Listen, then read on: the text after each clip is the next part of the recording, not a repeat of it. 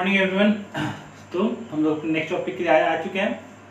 Class 11th का second unit का आज नेक्स्ट टॉपिक हम लोग करने जा रहे हैं। तो बेसिकली हम लोगों ने क्या देख लिया है, तो स्पीड, वेलोसिटी, ये सब हम लोगों ने देख लिया है। स्पीड क्या होता है, वेलोसिटी क्या होता है, डिस्टेंस क्या होता है, डिस्प्लेसमेंट क्या होता है, एक्सेलरेशन क्या होता है और मोशन, यूनिफॉर्म एक्सेलरेटेड मोशन के इक्वेशन हम लोगों ने देख लिए। ये कुछ टॉपिक्स हम लोगों ने ऑलरेडी कवर कर चुके हैं, बट अभी तक हम लोगों ने न्यूमेरिकल्स सॉल्व करना स्टार्ट नहीं किया है। तो आज का हमारा मेन काम होगा कि हम लोग न्यूमेरिकल्स पहले सॉल्व कर लें कुछ, और न्यूमेरिकल्स जब हम सॉल्व कर लेंगे तब हम लोग आगे बढ़ेंगे अगले टॉपिक के लिए, जो कि होगा रिलेटिव वेलोसिटी। तो आज हम लोग करने जा रहे हैं न्यूमेरिकल्स सॉल्व, न्यूमेरिकल्स ट्राई करने हम लोग जा रहे हैं। That will be related to speed, velocity, acceleration, displacement. Okay, तो पहले हम लोग इंस्टेंटेनियस वेलोसिटी और इंस्टेंटेनियस एक्सेलरेशन इस सबसे रिलेटेड क्वेश्चन करते हैं। क्वेश्चन दिया हुआ है, the position of a particle, the position of a particle is given by x equal to 2t square minus t cube, where x is in meter and t is in second.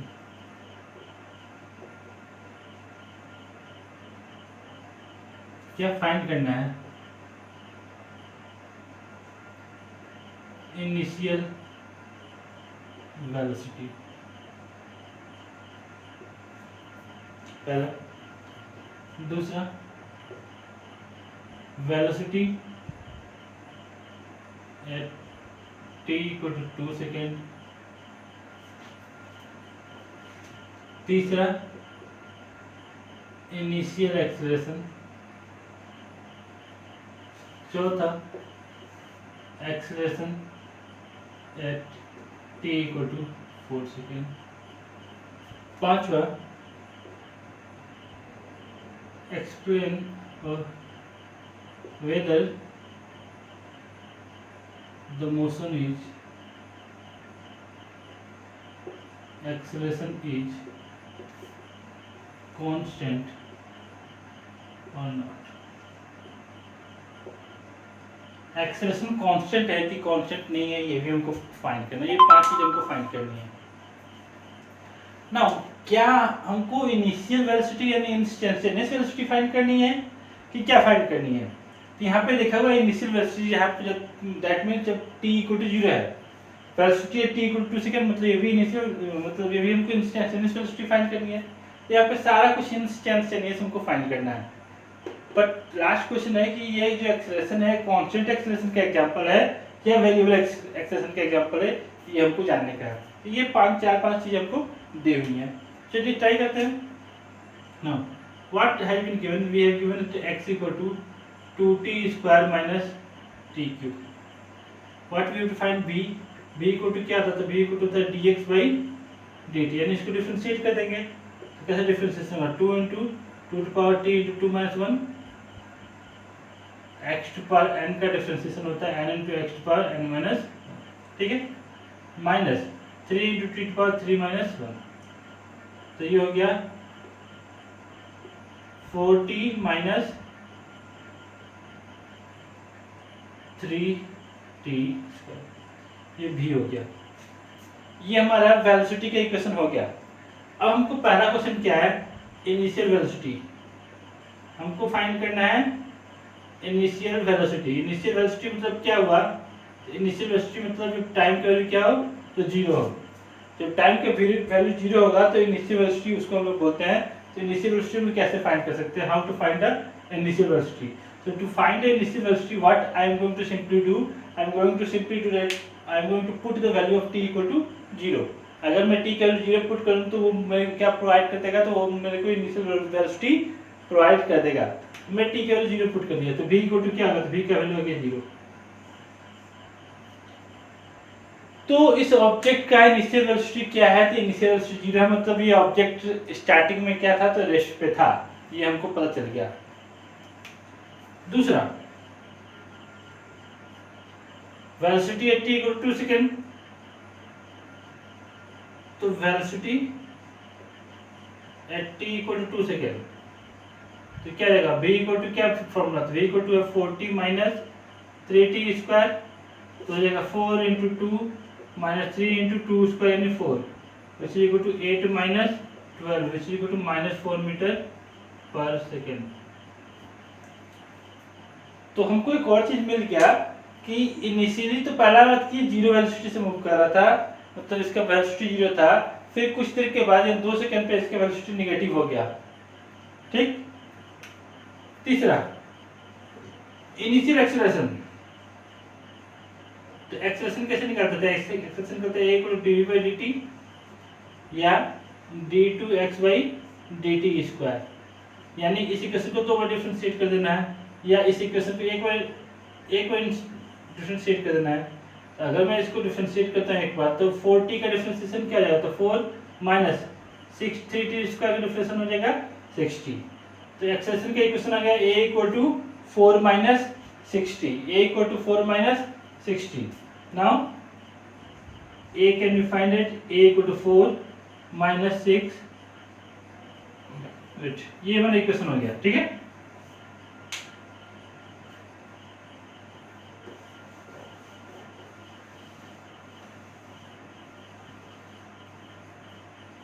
आगे क्या पूछा जा रहा है, तो initial acceleration क्या है, तो इनिशियल एक्सेलरेशन जब मैं देखता हूं तो एक्सेलरेशन मतलब क्या जाएगा, t के वैल्यू 0 पुट कर देंगे, तो a इक्वल टू क्या है, a equal to 4 minus 6t, तो एक्सेलरेशन क्या आ गया, तो एक्सेलरेशन आ गया हमारा 4 metre per second square. So initially the acceleration was positive, which value was 4 metre per second square, तो ये हमारा इनिशियल एक्सेलरेशन हो गया। ठीक। अब क्या है d, तो d पूछ रहा है acceleration at t equal to 4 second, अगर 4 सेकेंड पुट करता हूं तो a इक्वल टू हो जाएगा 4 minus 6 into 4 is equal to 4 minus 24 is equal to minus 20 metre per second square. तो ये हमको बताता है कि हमारा जो एक्सेलरेशन है वो पॉजिटिव है कि नेगेटिव है कि जीरो है। हम t के वैल्यू पुट करते जाएंगे, हमको एक्सेलरेशन की वैल्यू निकलते जाएगा, हम t के वैल्यू पुट करते जाएंगे, हमको वेलोसिटी की वैल्यू निकलते जाएगा। But the last question says that, what is the last question, the last question says that क्या हमारा जो एक्सेलरेशन है ये कांस्टेंट है कि ये टाइम डिपेंडेंट एक्सेलरेशन है। तो एक्सेलरेशन का इक्वेशन क्या था, एक्सेलरेशन का इक्वेशन आता है a equal to equation of acceleration that is equal to 4 minus 6t। तो क्या एक्सेलरेशन टाइम पे डिपेंडेंट है, बिल्कुल है। यहाँ पे एक्सेलरेशन का जो इक्वेशन आया है, इस इक्वेशन में एक्सेलरेशन क्या टाइम पे डिपेंड हमको दिखाई दे रहा है। अगर एक्सेलरेशन टाइम पे डिपेंडेंट दिखाई दे रहा है दैट मींस ये हमारा क्या हुआ, तो ये टाइम डिपेंडेंट एक्सेलरेशन है। So that means I can say that is not a constant acceleration, it is changing with time, time के साथ एक्सेलरेशन नेगेटिव नेगेटिव नेगेटिव और नेगेटिव होने जा रहा है। So we can say that this is a not a uniform accelerated motion, uniformly accelerated motion नहीं है। ठीक। Now हमारे पास 3 टाइप के इक्वेशन हो सकता है, एक x होगा जो लीनियर इक्वेशन होगा, एक x होगा जो क्वाड्रेटिक इक्वेशन होगा, एक x होगा जो क्यूबिक इक्वेशन होगा। जैसे 6t + 5 टाइम पे एक लीनियर इक्वेशन है। इस टाइप में कोई भी एक्सेलरेशन प्रेजेंट नहीं होता, नो एक्सेलरेशन, ये एक्सेलरेशन मोशन नहीं है, ये एक यूनिफॉर्म वेलोसिटी से मूव करने वाला मोशन होता है। अगर क्वाड्रेटिक की बात करते हैं जैसे 4t² + 3t + 3, तो इसमें क्या है, अगर क्वाड्रेटिक इक्वेशन है तो ये कांस्टेंट एक्सेलरेशन हमको मिलने वाला है।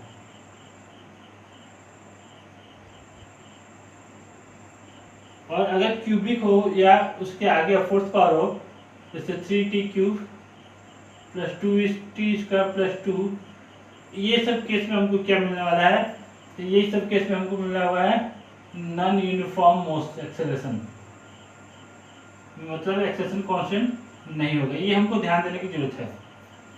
हम इक्वेशन देख के बता सकते हैं कि हमारा जो वैल्यू आने वाला है वेलोसिटी का, डिस्प्लेसमेंट का, एक्सेलरेशन का, ये हमारा वैल्यू कैसा होगा। क्या हमारा लीनियर मोशन है, क्या ये हमारा यूनिफॉर्म मोशन है कि नॉन यूनिफॉर्म मोशन है, कि एक्सेलरेटेड मोशन है कि नॉन यूनिफॉर्मली एक्सेलरेटेड मोशन है। अगर टी क्यूब, जैसे अभी मैंने देखा था ये हमारा 3t इसका समथिंग था, वो क्या था, तो टी के क्यूब का मैक्सिमम पावर था, टी के क्यूब मतलब वो नॉन यूनिफॉर्मली एक्सेलरेटेड मोशन हो गया।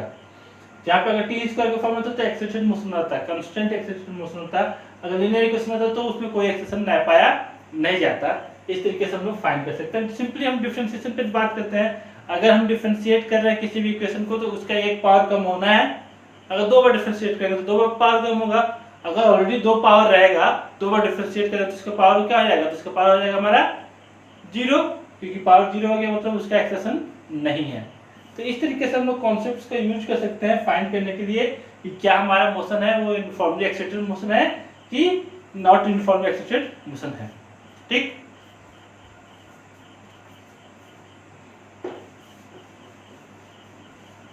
हाँ तो भाइयों और भाइयों एक चीज आप लोग ध्यान दीजिएगा कि बहुत क्वेश्चन ऐसे भी मिलेंगे तो कुछ ज़्यादा बेसिक्स हैं तो आप ट्राई कीजिएगा। बहुत ज़्यादा बेसिक क्वेश्चन का हमारे पास टाइम नहीं है कि हम लोग डील कर सके उसको। ओके, फिर भी जितना हो सके मैं कोशिश करूँगा।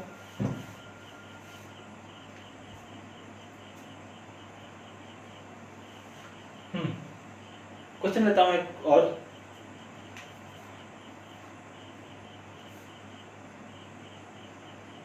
Consider a particle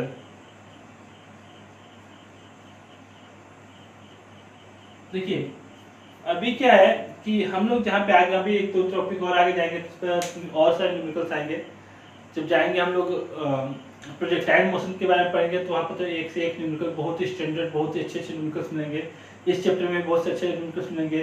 relative velocity पढ़ेंगे वहाँ पे बहुत अच्छे न्यूमेरिकल्स मिलेंगे, यानी हमको बहुत सारे न्यूमेरिकल्स मिलने वाले हैं। So if you are facing a problem in any type of numerical, okay, तो आप उसे मुझे सेंड कर दीजिए, मैं उसको सॉल्व करके आपको भेजूंगा with the help of a video lecture. Okay, so send me the question if you having facing any problem, या आपको उसको समझने में दिक्कत हो रही है तो मैं आपको सेंड कीजिए, मैं आपको बना के उसको आपको यूट्यूब के थ्रू सेंड कर दूंगा। ठीक है, so do send try question first of all, पहले क्वेश्चन ट्राई कीजिए फिर उसको भेजिए। ठीक है, हाँ तो क्वेश्चन था मेरा, consider a particle moving with a velocity of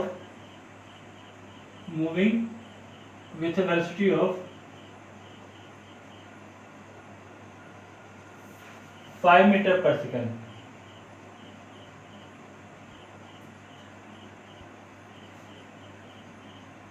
Starts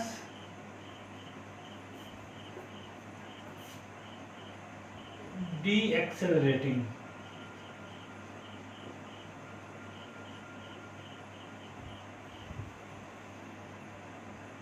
at a constant rate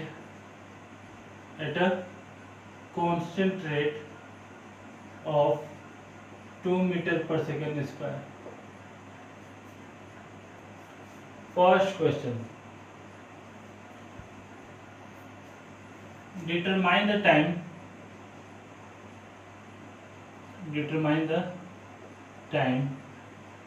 at which the particle become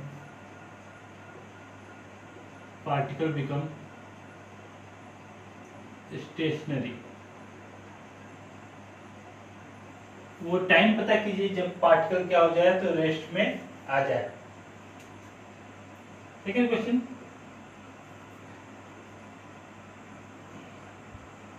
find the distance traveled in the second। बोलोगे क्या बोल रहे हैं सर, सेकंड मतलब दूसरे सेकंड में। और तीसरा है find the distance traveled in the third second.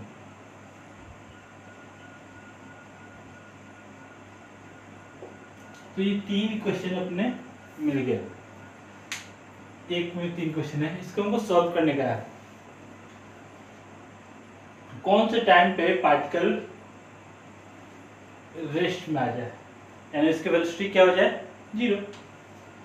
So what has been given, so first of all we must write what has been given. So we have given initial velocity of 5 meter per second.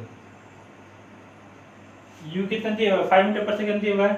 ये D accelerate करना शुरू कर दिया कितने के rate से, तो 2 metre per second square के रेट से, एंड एक्सेलरेशन हो गया -2 मीटर पर सेकंड स्क्वायर।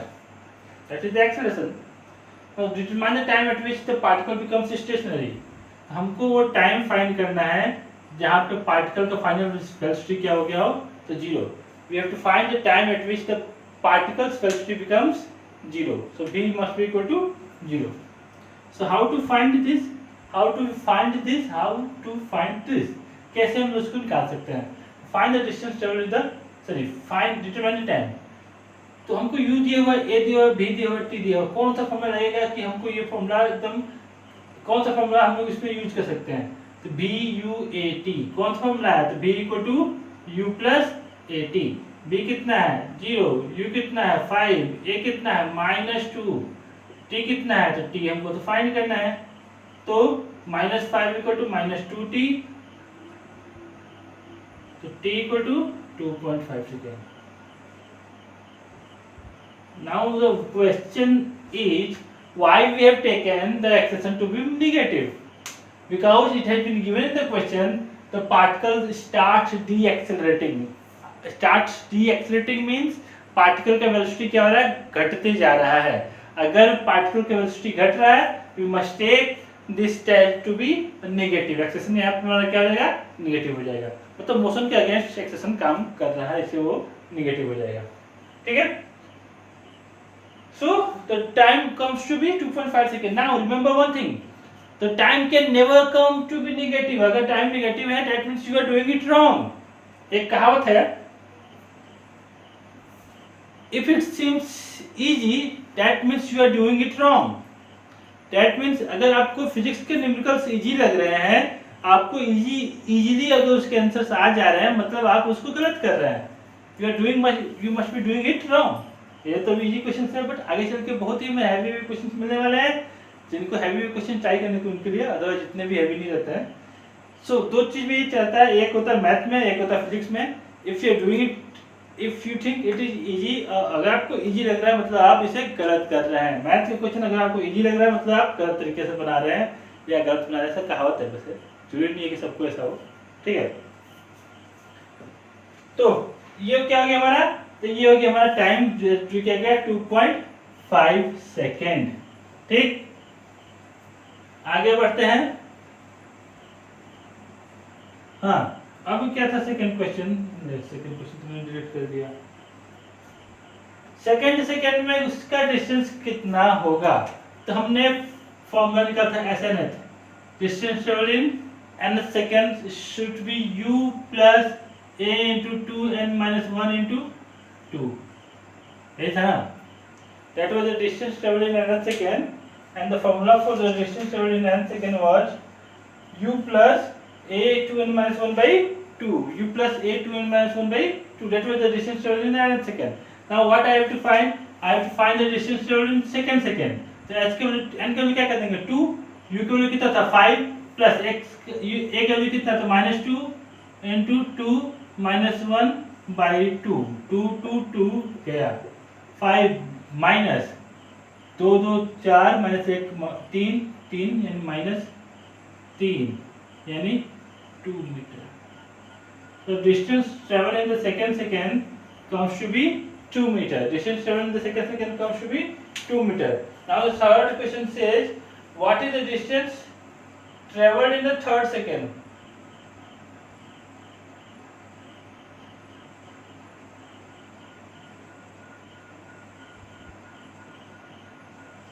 ठीक है, find the distance travelled in the third second, कितने सेकंड में ऑब्जेक्ट ने डिस्टेंस ट्रेवल किया, थर्ड सेकंड में कितना डिस्टेंस ट्रेवल किया।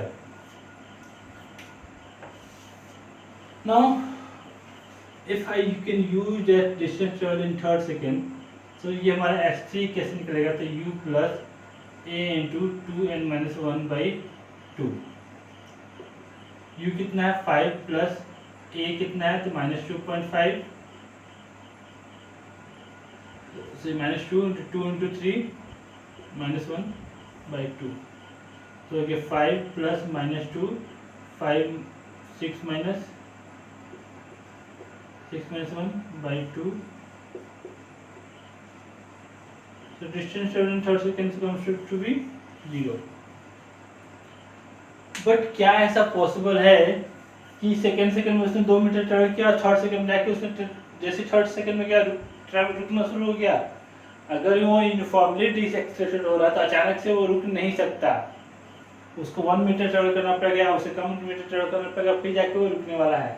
लेकिन यहाँ पे क्या शो कर रहा है कि थर्ड सेकेंड में जाके उसने कितना डिस्टेंस ट्रेवल किया, तो 0 ट्रेवल किया। That is going to be wrong, ऐसा नहीं होने वाला है। तो क्या प्रॉब्लम है इस क्वेश्चन के साथ, ठीक है? तो यहाँ पे हमारा एक बहुत ही अच्छा कॉन्सेप्ट लगने जा रहा है, ठीक है? ये प्रॉब्लम क्यों आ रहा है? क्योंकि यहाँ पे एक्सेशन नेगेटिव था। हम लोग पता करते हैं किस टाइम पे जाके इसका वेलोसिटी 0 होने वाला है, क्योंकि जैसे ही वेलोसिटी 0 होगा वो अपोजिट डायरेक्शन में मूव करना शुरू कर देगा। देखिए ध्यान दीजिए, अगर ये ऑब्जेक्ट इधर जा रहा था और इस पे एक्सेशन नेगेटिव लग रहा था तो इसके वेलोसिटी कम होना शुरू होगा, और जब 0 हो जाएगा तो वापस इधर जाना शुरू कर देगा, यानी अपोजिट डायरेक्शन में मूव करना शुरू कर देगा, ठीक है? अगर ये हो रहा है कि जब कुछ देर जाने के बाद अगर वो अपोजिट डायरेक्शन में मूव करना शुरू कर दे रहा है, तो अब उस केस में क्या होगा? तो हम लोग को फाइंड करना पड़ेगा कि कितना ये डिस्टेंस ट्रेवल, हमको डिस्टेंस फाइंड करना है, तो हमको पता करना पड़ेगा कितना डिस्टेंस ट्रेवल करना पड़ेगा। मतलब कुछ डिस्टेंस आगे गया और कुछ उतना ही डिस्टेंस से पीछे भी आएगा, यानी सिंपली दोनों डिस्टेंस ऐड होने वाला है। तो हम लोग टाइम पता करते हैं कब जाके ये वेलोसिटी जिसका 0 हो रहा है, ठीक है? सो b = u + at होता है। फाइनल वेलोसिटी क्या है 0, इनिशियल वेलोसिटी क्या है 5, एक्सेशन क्या है -2 और t हमको फाइंड करना है। So we can find that t = 2.5 second, at t = 2.5 second, I think we already find that the velocity is going to be 0।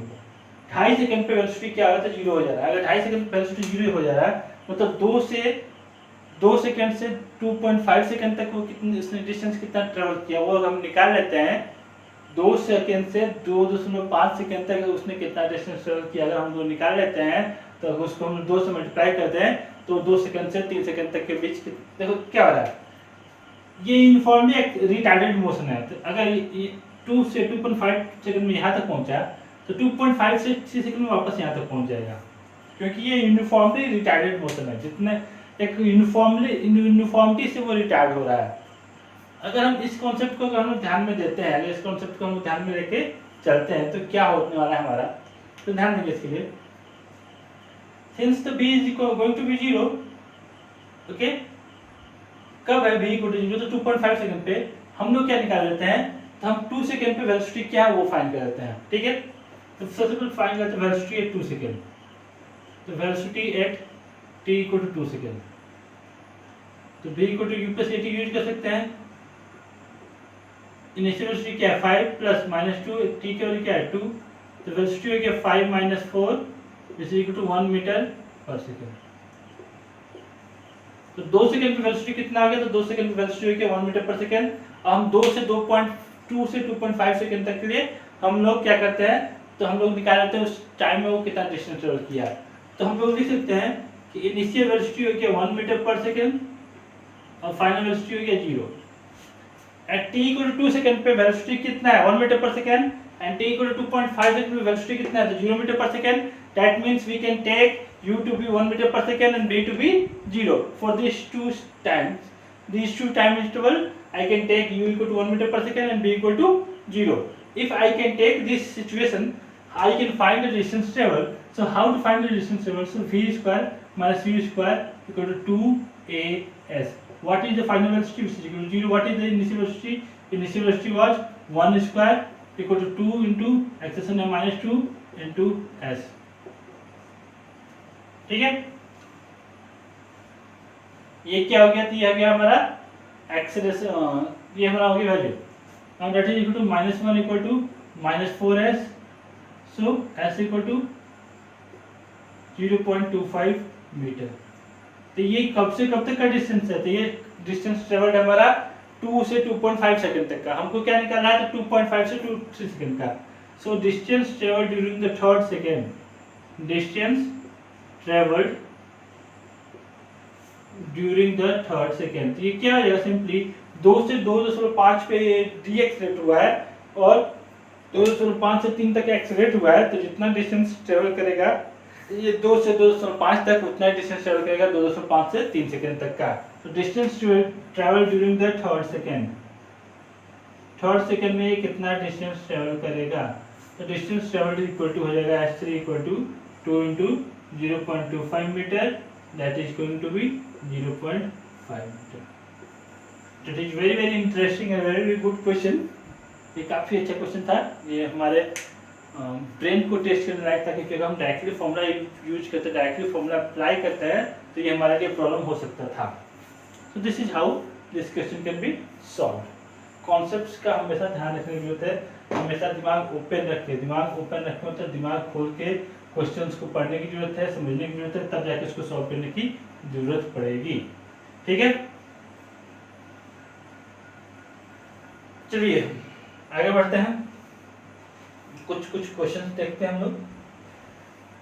Questions बहुत टाइप के होने वाले हैं, मतलब कोई इसका कोई लिमिट नहीं है। अगर आप एनसीईआरटी क्वेश्चंस ट्राई करोगे, अभी मत ट्राई कीजिएगा, बट अगर आप एनसीईआरटी क्वेश्चन ट्राई करो तो कहोगे वाह सर क्या मतलब क्वेश्चंस में दिए हुए हैं, मतलब एब्सोल्युटली माइंड ब्लोइंग क्वेश्चंस है एनसीईआरटी में, बट टफ भी उतना ही है। तो उसको सोच समझ के सॉल्व कीजिएगा, अभी मत सॉल्व कीजिए, अभी साइड बुक से सॉल्व करते हैं, फिर हम चलेंगे एनसीईआरटी की कुछ इंपॉर्टेंट न्यूमेरिकल्स को सॉल्व करने के लिए। ठीक, आज एक और क्वेश्चन कर लेते हैं। तो मैं क्वेश्चन लिख लेता हूँ।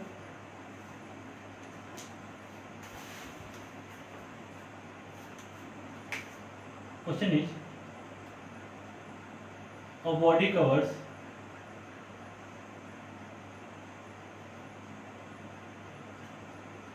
Ten metre in the second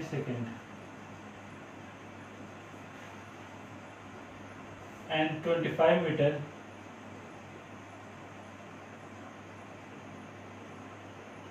in the fifth second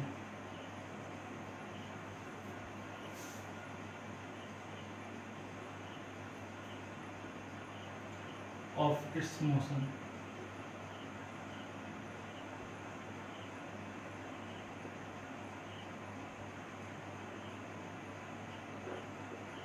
If the motion is uniformly accelerated,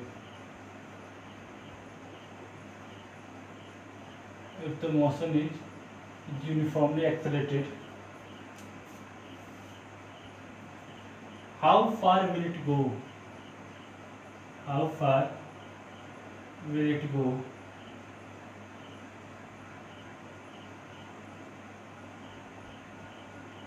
In the 7th second.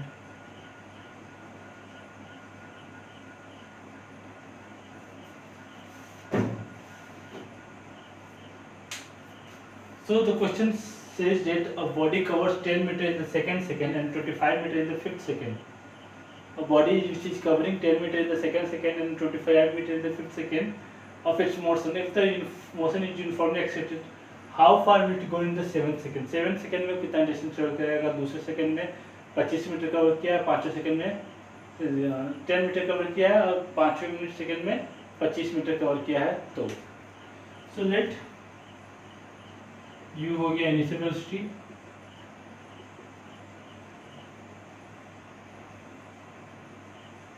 और ए हो गया acceleration. So distance traveled in second, distance that can be written as u plus a into 2 n minus by 2।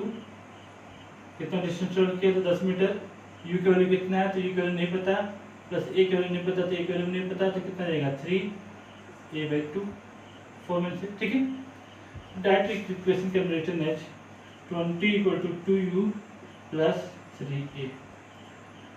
ये हो गया equation संख्या 1.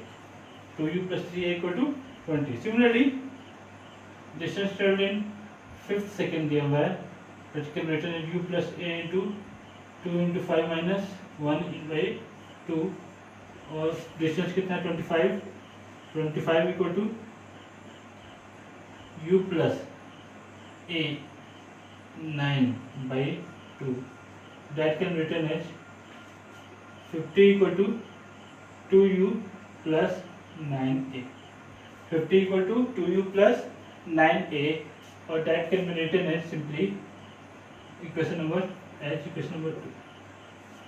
ठीक है, अपन क्या करते हैं, सेकेंड में से फर्स्ट को हटाते हैं, सब्ट्रैक्टिंग सेकेंड में से फर्स्ट, तो क्या हो जाएगा, तो ये हो जाएगा हमारा 9a plus 2u minus 3a minus 2u equal to 50 minus 20. 9u plus 2u minus 3a minus 2u which is equal to 50 minus 20. इसमें 3 माइनस हो गया, 2u 2 कैंसिल हो गया, तो 6a की वैल्यू हो गया 30, तो a की वैल्यू हो गया 5 मीटर पर सेकेंड स्क्वायर. ये मेरे को क्या मिल गया, तो ये मेरे को मिल गया a का value. This is the value of a which we have got. Okay, चलिए चलते हैं आगे. So we have got the value of a to be 5 metre per second square. We have got the value of a to be 5 metre per second square. Now let's move forward. आगे बढ़ते हैं हम लोग. आगे में हम लोग क्या देख रहे हैं, a मिल गया, u निकालना होगा, तो u हम लोग किसी वैल्यू, इसमें हम लोग u का a का वैल्यू पुट करते हैं. 20 equal to 2u plus 3 a का वैल्यू है 5.